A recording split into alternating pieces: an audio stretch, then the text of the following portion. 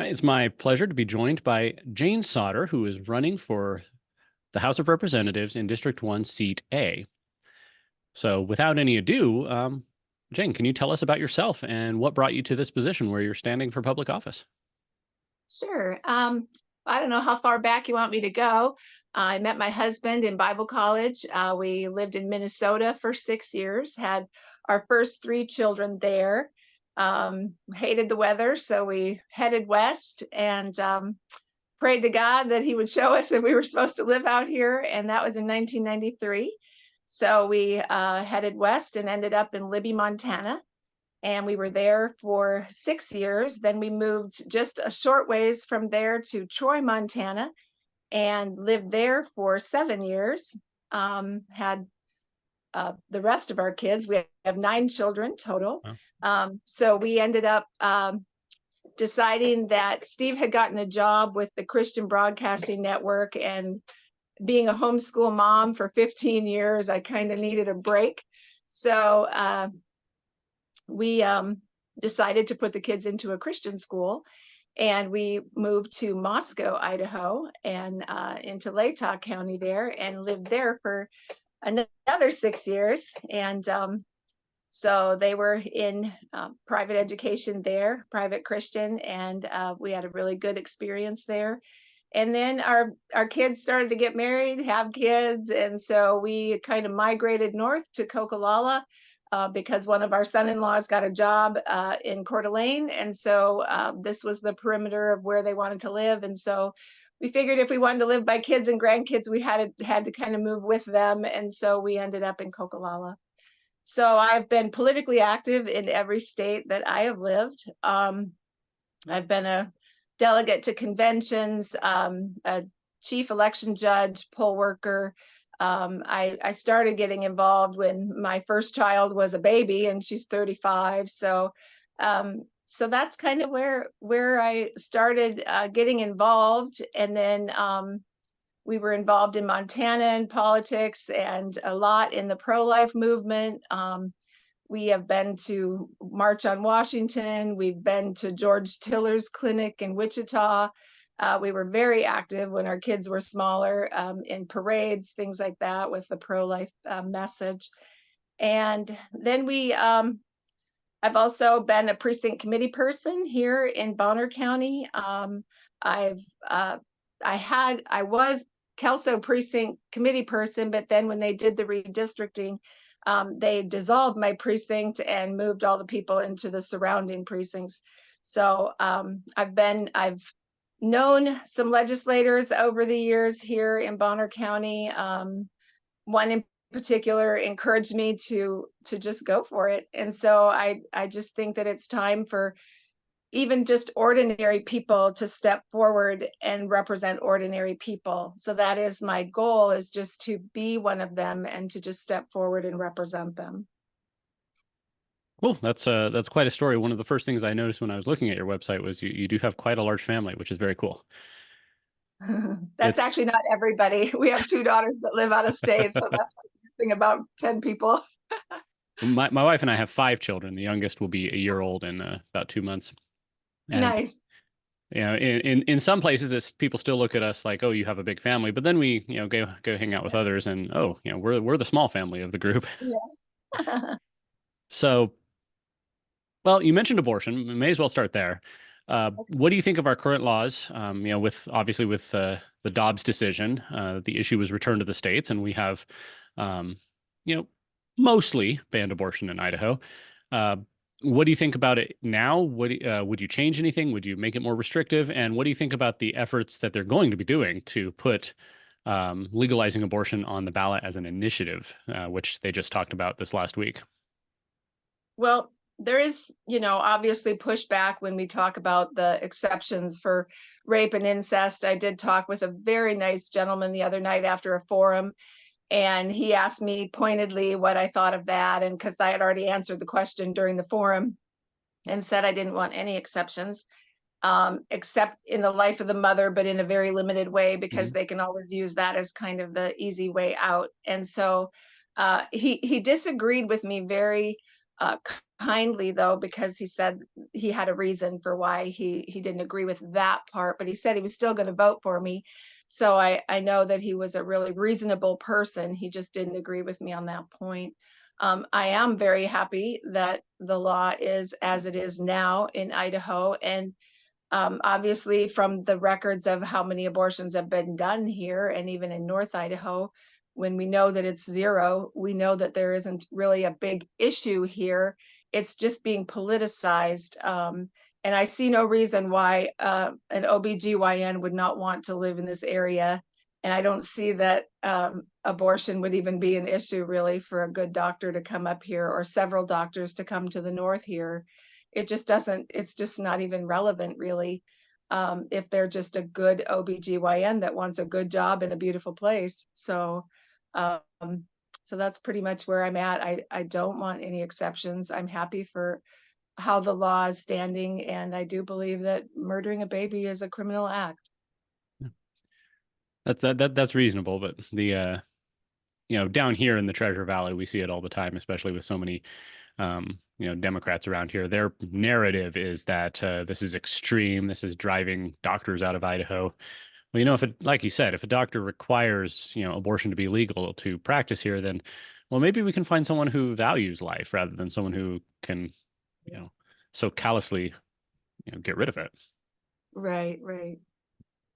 So obviously you're in a three-way race. And well, before we go there, it's just kind of weird that you have the same name as the incumbent. It's a little bit confusing. I could ask how that happened, but that's just, you married your husband and, the rest is history. So, yeah. And being they're it, not cousins. yeah, it's, when I report on this race, I always make sure to point out, no relation. Thank you. Yeah. But, how do you stand out in a three-way race? I asked one of your opponents the same thing.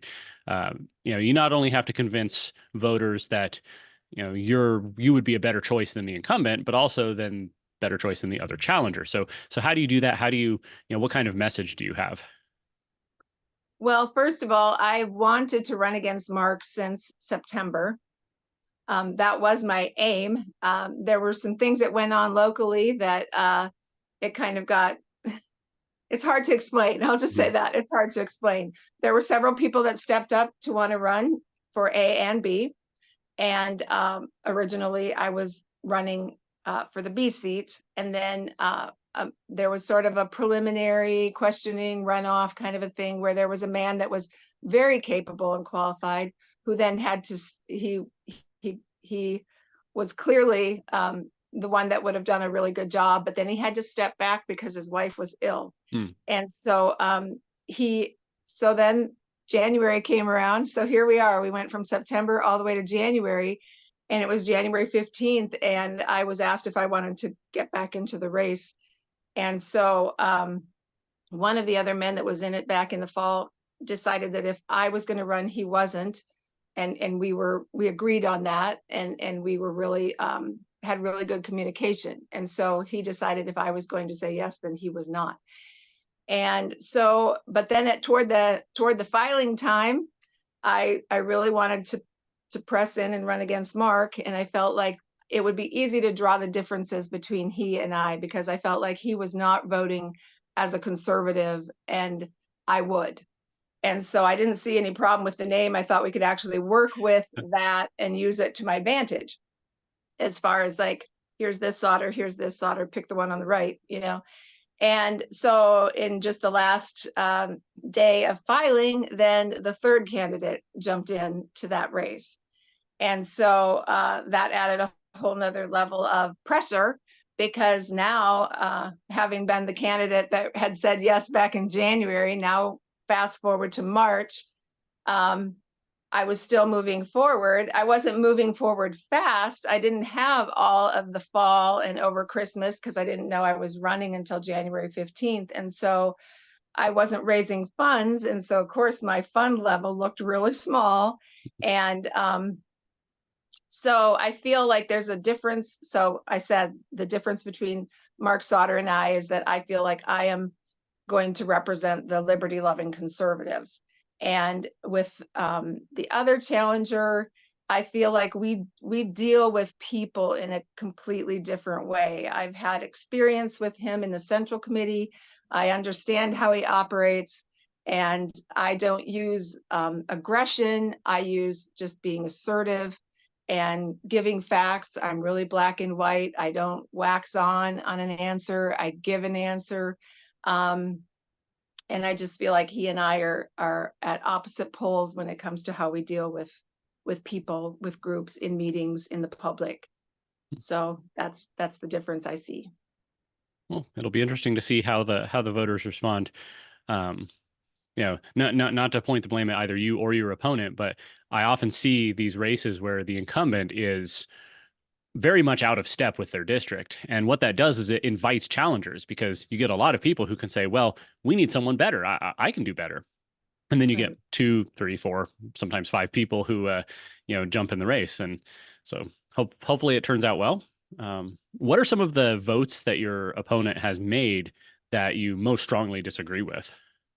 Well, I'll tell you, just most recently, he voted no on the gold and silver Hmm. reserves for Idaho. I would have voted yes. I believe that that would be a good move for Idaho, just as it was for Utah. So that's one. And that was H 180. And then he voted no on S 1130, which would have put limitations on private entities that would restrict them from forcing their employees to have the COVID vaccination. And he voted no on that. I would have voted yes, because I think there should be restrictions, and I think that a person's personal healthcare decisions should not be told them by the government. And then he voted yes on giving $28 million for childcare grants, and I would have voted no on that, because I don't think it's the government's place to be providing childcare. That's just my bottom line. And I don't think that it should be a burden on the taxpayer to pay for other people's childcare. And there seems to be a significant divide in the Republican Party between, people who have different views of the role of government.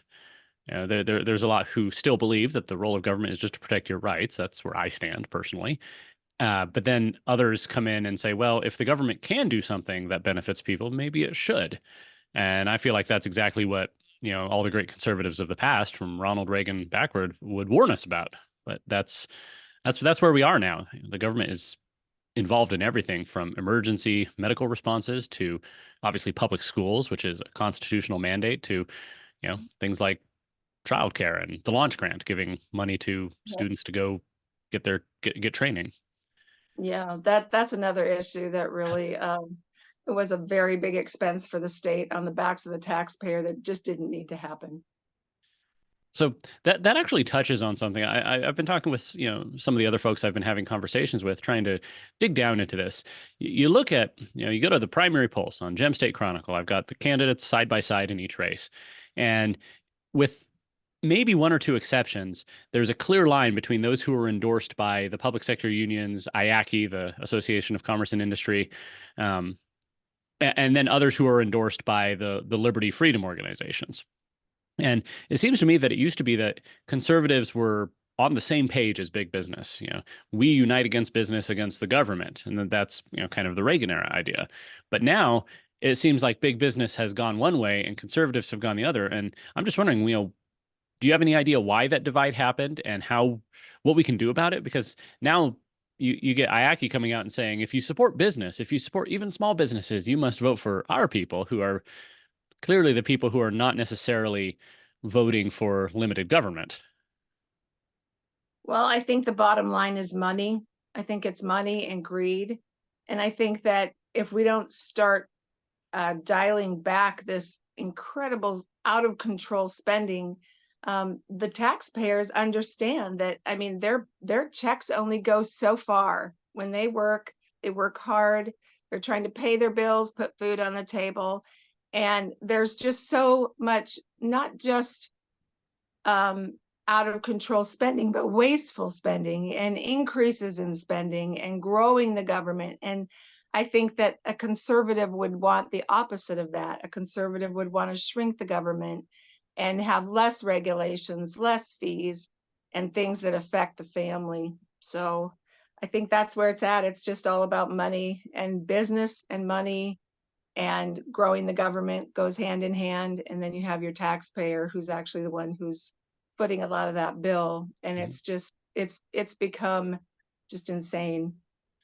Yeah, I suspect that a lot of businesses and their advocacy organizations like IACI, they made a purely financial calculation that it was a better return on investment to donate to PACs and lobbyists and pay lobbyists and make donations to candidates and then get something like the launch grant, which is $80 million of taxpayer money moved over into these businesses, um, rather than just training their employees themselves. And there's a lot of that going on. So how I don't know. How do you stand up for that? There's, you do that and you'll be tarred as somebody who, oh, you hate business, you hate agriculture, you hate our workers. It's a rough environment in there. How do you stand up for your principles while, getting attacked from all sides? Well, the thing with the whole launch program is that there's, it's just another, I mean, for lack of a better word, it's just another handout. And so, excuse me, these seniors come out of high school, and I don't know about other families, but when my kids were done with high school, they were already in a good job. They saved for 2 or 3 years. They went on to trade school or whatever kind of college they were going to go to, North Idaho College, Spokane Community, wherever they went to get their trade training.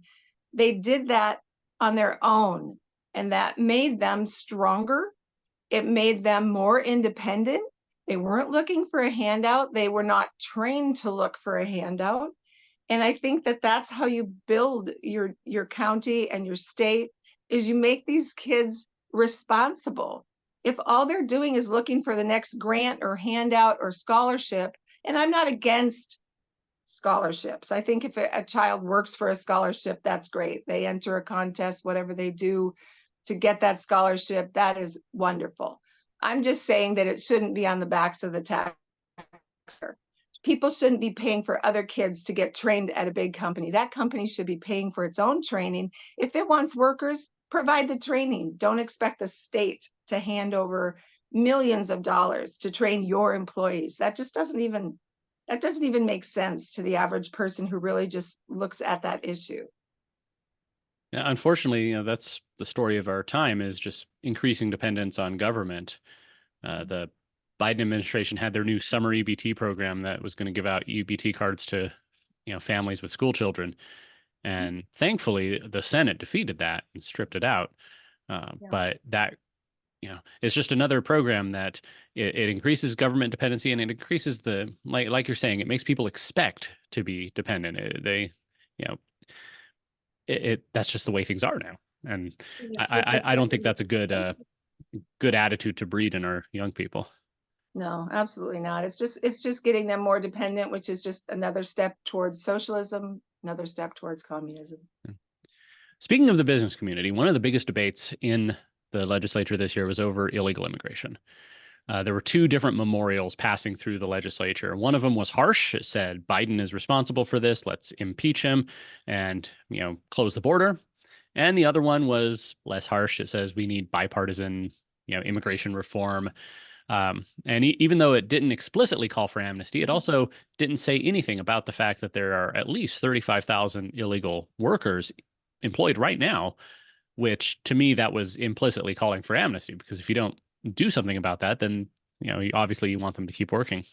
Now, on your website, you talk about illegal migration. What would you do in the legislature to, solve this problem? And knowing, of course, that, as we saw this year, if you take a stand against illegal immigration, you get a whole bunch of legislators from East Idaho who come after you and say that you're going to destroy the economy, and you're going to, you're basically bigoted against these hardworking people. Well, the unfortunate thing is they're already here and they're embedding into society, and it's very difficult when the big companies are employing them. I don't honestly have any knowledge about if there's any repercussions to those employers.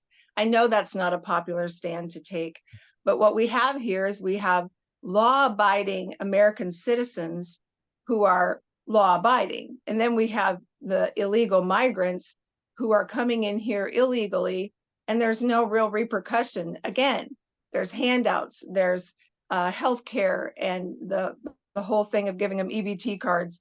There's all this humanitarian aid, but really they need to go back to the border and come in legally. We have laws, no one is enforcing them.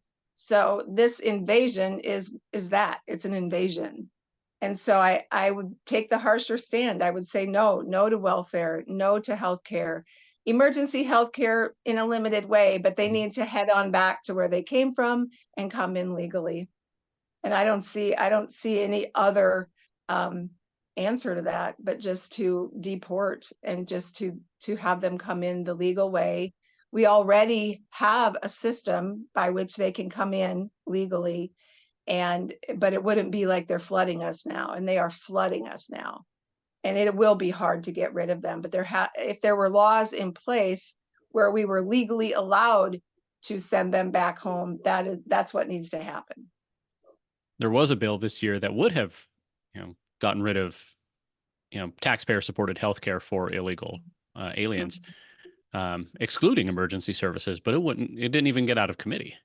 So even Republicans were not willing to support that. And that's, I don't know, that's crazy to me. You're, District 1, you're way up there on the north end of the Panhandle. What's and you've actually got an international border. Is there anything going on there, or is it, pretty quiet on the Canadian border? I'd say it's quiet on the border, but that doesn't mean it's going to stay quiet. So I just went to a sheriff's forum in Boundary County, and that issue was brought up about what the different candidates would do if a busload of aliens just pulled into Bonner's Ferry. And so it hasn't happened, but it could start to happen more. And like I said, they're here, they're embedded in our society. We see them everywhere. And they used to be sort of jolly, sort of happy-go-lucky, hola, hola, that kind of thing. And now you talk to them at all, and they're very hesitant to talk to you. They're very closed. They say, oh, I don't know English. So there's a difference in who they are too. It's not just how many, it's the type of people coming in. So, and Americans are nice, right? We're nice to people. And so at some point you have to say, we're nice, but there's the door, come in the right way. Yeah. Good fences make good neighbors. Absolutely. And, you're not being, if you let a bunch of homeless people, whom you feel compassion for, stay in your house overnight where your wife and children are, that's not compassionate to your family. That's I think that's misdirected compassion. There are other things you can do that don't put your family in danger. And in the same way, there are things we can do to help people that don't put our country in danger. Exactly. So, guns, obviously, it looks like you're pretty absolute on that topic. I assume you're not in favor of red flag laws or common sense restrictions. I have a 100% on the Idaho Second Amendment Alliance questionnaire. So no infringement, none. This being Idaho, you ask any candidate, even the Democrats. I mean, I remember when Paulette Jordan ran for governor or Senate, whichever one, she had an ad where she was shooting. So everybody's going to say they support the Second Amendment and support firearms, but then the devil's in the details. Do you support, red flag laws, restrictions on certain accessories, things like that. But so I think most people who get the endorsements of groups like Idaho Freedom Pack and support from Idaho Second Amendment Alliance are going to be pretty united in no infringement. Yeah, for sure. I was at a gun store in Bonners Ferry the other day, and I won a Glock at a Lincoln Day dinner. And so I was picking it up, and a guy at the counter, when I told him I was running for state representative, he said, "So what do you think of machine guns?" And I yelled over to my husband, "Honey, do we have a machine gun?" So I don't keep track of, those sorts of things. But they just kind of wanted to know what I thought. What about suppressors, So yeah. I just saw a headline on Twitter just this morning before we started that it was one of these ominous headlines talking, trying to scare you. And it said that a man was found or a man was arrested, and in his house was 6 guns and 1,000 rounds. And of Oh, course, everybody's replying and saying, "Oh, that's cute. That's a good start." Um, what do you think? So there was actually an issue in your district relating to firearms, the whole Herndon versus Sandpoint lawsuit, where yeah. a the city leased out its property or rented out its public property to a private entity who then restricted firearms, and the Supreme Court said that's entirely fine. So I know Senator Herndon got one bill through that said if you do that and there's no access restrictions, if anyone can come and go, then you um, can't restrict carrying firearms. Do you think that's a sufficient compromise, or would you change that at all? Well, I know they were working with the word lease, leasing public property, private property. It was kind of, they were just trying to find kind of a loophole, but um, I guess I don't really know even why the festival made a big deal out of that. I don't understand why in a place like this it was a big deal. And I think it was again just politicizing an issue. Mhm. And so I appreciate the fact that Senator Herndon actually went after that and try to make a better way and make a case for that. So I don't know if there's a better way. I don't know if there's another way to go about it where you could get more freedom than what we already have. But I guess my freedom would be to just whether I'm going to go to the festival or not go based on what they're going to restrict me in doing. Well, it seems like in one of my other conversations, the idea that came up that leftists are very organized and they want to push their you know religion, for lack of a better term, and so they'll put outposts in cities in red states like Sandpoint, where they'll promote whatever it is, whether it's anti-gun or pro-abortion or pro-trans stuff, and then try and push it out from there to take territory essentially. How do we stop that? How do we on the right go back on the offensive with our traditional values? I think that the most important thing for the precincts to do is to inform their voters, just inform people. There's so many people who don't actually have the facts. And if we can stay at a local grassroots level and those precinct committee people can notify the people in their precinct about what's really happening and really even get together, have meetings, have brief updates, town halls, whatever you need to do to keep people informed, because it's the uninformed that are actually the problem. Because when they're uninformed, they're the ones that are going to the polling place, and they're confused. They don't know who to vote for. They call their neighbor the night before and say, "Hey, who should I vote for?" And that's not an informed voter. That's just a person who got a quick answer so they could go vote. But that's kind of, for me, that is what is important, is that you keep people informed. So speaking of information, another thing I've been talking about is what are you going to use to decide some of the complex issues? And I'll use the fentanyl bill as an example. On the Mhm. surface, it's great and necessary. We got to do something about fentanyl and the people who traffic it, keep it out of our state. But there were a lot of questions about some of the details of the bill. It was a complex issue with, giving more power to police and prosecutors, setting certain thresholds for what constitutes trafficking and all that. Uh, you know, when you're faced with a very complex issue like that, that's not an easy one, like guns or abortion. What would be your process for figuring out how to vote? Who would you talk to? What sources would you consult? How would you make a decision on something like that? Well, it's kind of multifaceted. Of course, I'm a Christian, so I would Mhm. pray. I would see what the Lord was showing me through reading the Bible.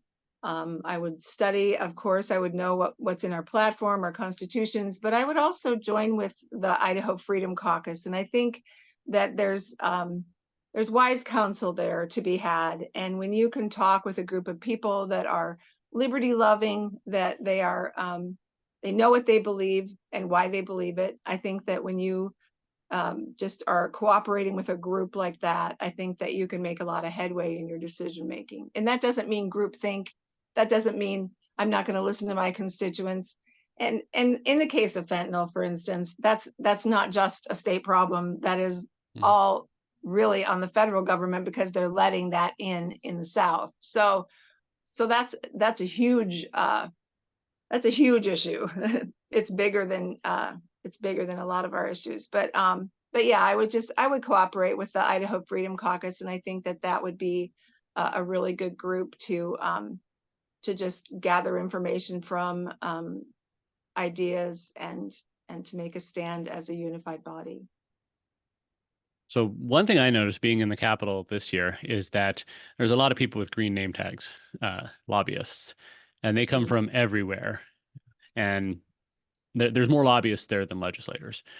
And it's not that they're necessarily, bad people or anything, but they're representing their clients' interests. And so you step in there as a legislator on day one, and you're going to be surrounded by people who, they are very knowledgeable in the areas that they're trying to lobby for.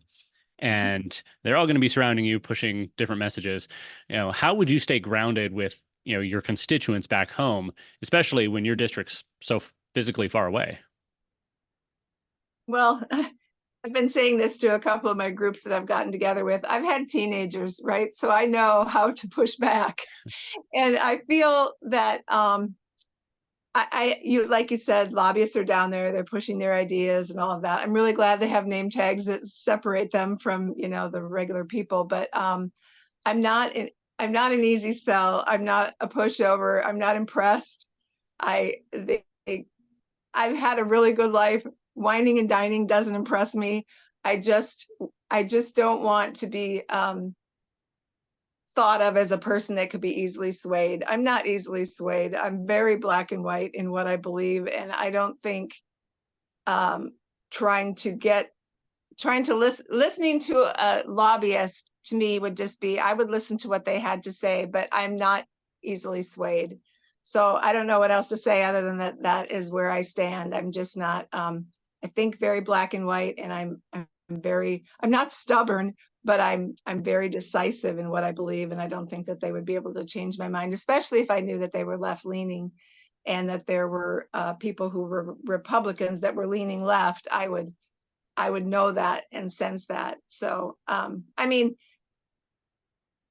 I haven't been there. I mean, I've been there, but I haven't been in that position. So I can't honestly say, oh, this is exactly what I would do, because I'm not in those shoes yet. So, but by the grace of God, I would be able to make those decisions and not be swayed. The Senator Herndon's Bitcoin bill was a good example of the power of lobbyists. It's a complex issue. I thought he explained it well on the Senate floor. But in the end, the voices of the power company lobbies, they were opposed to this bill, and they were very persuasive and very influential, and they got enough people to oppose the bill, and it was killed on the floor. So these are very powerful people, and they have a lot behind them, and it's never couched in a threatening way. It's they'll come to you and say, your constituents rely on these services, your constituents need this, so you can't go against us. Yeah. Speaking of controversial issues, school choice has been something that people have been talking about the last few years. And, there's been various efforts to try and get money to follow the child. Everybody will agree we have school choice in Idaho. Parents can choose to send their children to private school or micro schools or charter schools or homeschool. But the question is, should there be some form of money that follows the child, somebody's own tax dollars? And they, tried an ESA last year, an education savings account, and that died on the Senate floor. And this year they tried a tax credit, and that didn't even get out of committee. So a bunch of other states are doing stuff like this, but it's still a tough sell here in Idaho. What do you think should be done? And, where do you think is an opportunity to make something happen there? Well, it would be wonderful if the money would follow the child. We home educated for many years. So of course, then you have the parents who are spending their money on home education or private education, and then they're also paying on their property tax bill. They're also paying for public education as well. So I've been on both sides of the issue. I understand it, but I think that if there was going to be money following a child, it would have to be money that would have absolutely no strings attached. That's where I see, as I've just done casual polling of people who are putting out their own money for home education and private education, they don't want strings attached. So when they're a liberty-loving constitutional family, they know that that's not what they want. They don't want the government telling them what to do. That's why they're not in the public system Yeah. to begin with. So I've been there. I understand that. We have spent tens of thousands of dollars on the education of 9 children, but I would do it again in a heartbeat if I could do it with freedom, because the freedom is the bottom line. So yeah, if there was no strings attached, I'd say yes, absolutely. And it could be the savings accounts. It could be where, I don't know. I mean, I don't know the avenue by which they would pay for the things, if it would be the government just sending the money straight to the school you chose, or if it would be putting it into a savings account so you could use it for your books and materials. And there are things like that already in place. There are programs already out there for homeschoolers but they're very regulated. And for whatever reason, I know someone very close to me who is in a program like that. And the stipulation is, well, you can get any curriculum you want as long as it isn't Christian. And they wouldn't dare to say, you can get any curriculum you want as long as it isn't Muslim, or as long as it isn't New Age, or whatever. But oh no, they only say as long as it isn't Christian. So right there you have strings attached. You've So got that's the constitutional amendment, the Blain Amendment, that says that public money can't go to Christian schools or Christian curricula. And according to the Supreme Court, the U.S. Supreme Court, it's unconstitutional. If Idaho gives public money to anyone, they have to make it available to Christian alternatives as well. And they've been trying to get that off the Constitution for a few years now, and it doesn't seem to go anywhere. Yeah, the Uh, people I feel bad for are the people that get it on their property tax bill, who have no I guess that's going into yeah. property tax, but I just think there should be some way to generate that revenue from the people who are actually using the service. And so I realize they spread it out and put it on the backs of all the property owners, but I think that ideally it would be those that are going to use that system should pay for that system, not everybody, especially the elderly that are still in their homes. So what do you think about property taxes? Last year, they passed a bill to, reduce it to an extent. And this year, Governor Little's big school funding bill is supposed to at least move some of the school facilities funding from property taxes over to sales taxes to ostensibly take the burden off of property owners. What else do you think should be done to solve this issue? And nobody likes property taxes, and everyone wants something done, but it's such a complex issue that there's no magic bullet that I've seen. Right. I sat down with our county treasurer a week or so ago, and we talked about that. And I see that there has not been a rise in the homeowner exemption, and I don't know exactly how long it's been since they have raised that amount, but I don't see where the homeowner exemption is commensurate and has risen with the property values. So granted, an exemption of any kind is a good thing, and you can get more than one. You can apply for 2 or 3 exemptions if you qualify for them. But the actual homeowner exemption, I believe, needs to be raised to be commensurate with those home values, because you've got $125,000 is not that much anymore, when a property that you may have bought for $250,000 is now worth $1 million. Mm-hmm. So I see that as being one. And then also just making people aware of the exemptions, the ag, the timber, the circuit breaker. There's all sorts of exemptions that people may qualify for. Sometimes they say, well, it's not that much, or it won't make that much of a difference, but it actually could add up and actually help to take a good chunk of your property tax down. So that's where I would try to possibly make some changes, would be in the exemption amounts and in that area.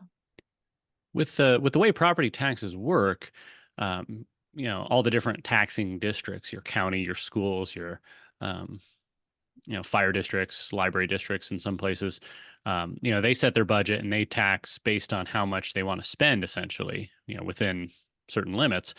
Uh, because of that, an exemption would move taxes from the homeowner to someone else, say a business owner. Do you think there's a balance there between, protecting homeowners from skyrocketing taxes, but also not driving businesses out? Yeah, I don't know. I just really feel for the people that are paying for things that they don't use. And I Mm. think that sometimes, well, the taxing districts uh, have also gotten out of hand as far as how many there are, their budgets, how their budgets grow every year. If there's going to be, they expect people to cut back, they expect people to live within their means, and yet we're not doing anything to make the county live within their means, the state live within their means. And I think that everybody needs to dial it back and not keep every year they grow it. Oh, well, we have to spend this money because if we don't spend the money, then we don't get more next year. And I think there needs to be just a, everybody needs to know that everybody needs to cut back. Mhm. I don't know how to put that succinctly, but we just all need to do that and all realize that this can't keep growing. It is unsustainable. Yeah, 34 trillion in debt at the federal level, and Hmm? 4/10 of our state's budget is based on that federal money. Right. That's not a stable system. No, it is not. So, you know, say you're elected, you're on your way to Boise, you go in there, in December to be sworn in and vote for leadership and choose your committees. What committees would you want to sit on? Would you want to be on JFAC and do budgets, or, education, agricultural affairs? What calls to you? I don't really know. I mean, I guess I just have to think about that. I haven't really given it much thought. So I do think education would be a good one to be on because I've actually been involved in that for, 34 years of my life. So that matters to me. Um, I could be on the spending committee or I could be agricultural. I don't really have a lot of agricultural experience. My grandfathers were farmers, but it didn't really affect me. So I don't really know. I don't really have a really good answer to that. Well, it's good to keep your options open, and also not put the cart before the horse, obviously. Okay. But I have appreciated your time today. Is there anything we didn't cover? Any last minute thoughts that you want to add to the discussion? Um, I don't think so, other than I just really want to stand up for the children and the families. I really see how the nuclear family is being attacked, redefined.